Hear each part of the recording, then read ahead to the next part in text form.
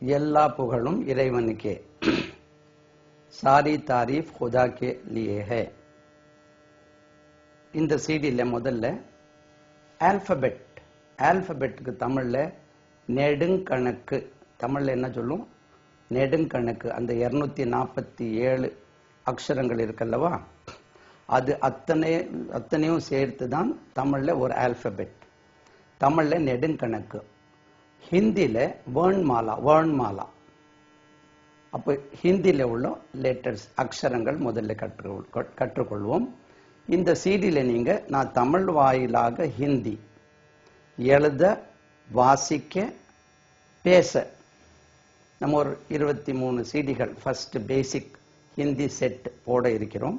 அதுல சீடி இதுல அக்ஷரங்கள், ஹிந்தி அக்ஷரங்கள் எப்படி உச்சரிக்கப்படுகின்றன, தமிழ் வாயிலாக உச்சரிக்கும் போது சில எழுத்துகளுக்கு தமிழ்ல அந்த உச்சரிப்பு இல்லை. நீங்க கவனமாக என்னுடைய உச்சரிப்பை கவனமாக கேட்டு உள்வாங்கிக் கொண்டால் உங்களால் ஹிந்தியில் அழகாக பேச முடியும், வாசிக்க முடியும். எழுததான் தெரியும், எழுதுறது பெரிய விஷயம் இல்லை. இருந்தாலும் இப்போ ஆரம்பிக்கிறேன். ஃபர்ஸ்ட் தமிழ்ல இருக்கிற மாதிரியே இதுல பாருங்க. ஆ, முதல்ல ஆ. இது கொஞ்சம் காஞ்ச பிறகுதான் தெரியும் உங்களுக்கு. ஆ ஒரு 3 மாதிரி போடுங்க. ஆ ஆ. இதுல இனி ஒரு சேர்த்துட்டீங்கன்னா ஆ ஆயிடும். ஆ பாருங்க. ஆ இப்படியே எழுதலாம். நான் கோணி போட்டனால நீங்களும் கோணி போட்டக்கூடாது. இது கூட ஒரு ஒத்தை கொம்பு ரெட்டை கொம்புன்னு சொன்ன மாதிரி கூட ஒண்ணு போட்டீங்கன்னா ஆ. ஆ ஆ. என்ன சார் இது சின்னதா பெருசா இருக்குன்னா இது கரெக்டா போட்டுக்கிடுங்க நீங்க. ஆ ஆ. தெரியுதா? தெளிவா தெரியுதா? அதுக்கு பிறகு இ. வெரி சிம்பிள், நல்லா நீங்க படிக்கலாம். இ இ இ. தமிழ்ல உள்ள இ உச்சரிப்பே தான். ஆ இ ஈ. அடுத்தது இ ஈ. இப்படியே எழுதி பாருங்க. இ ஈ. மேலும் ஒரு வாட்டி எழுதிட்டு வரேன் பாருங்க.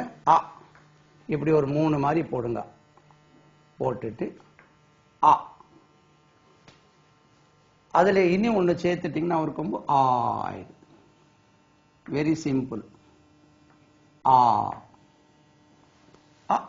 ஆ.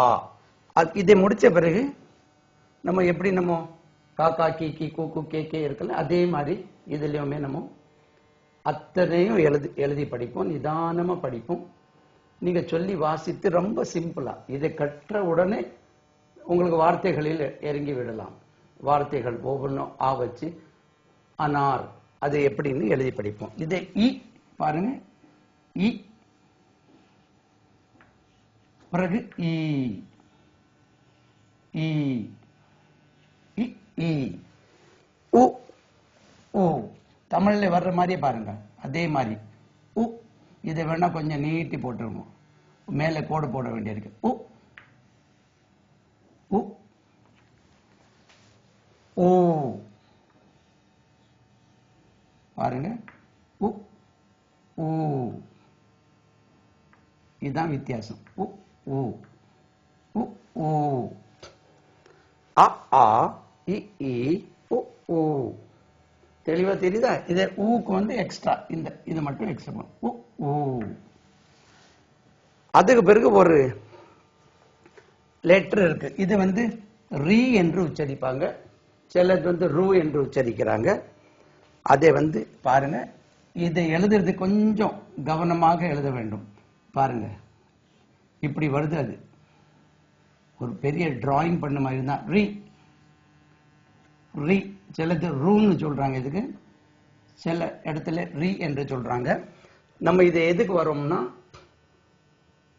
கிருஷ்ணன், அந்த கிருஷ்ணன், அது கிருஷ்ணனா கிருஷ்ணனா அதை டிசைட் பண்ணுங்க. கிருஷ்ணன் காக்கு கீழே அதே வரும். நம்ம காக்கு கீழே போடும்போது அதை படிக்கலாம் நம்ம. அ ஆ இ ஈ உ ஊ ரி.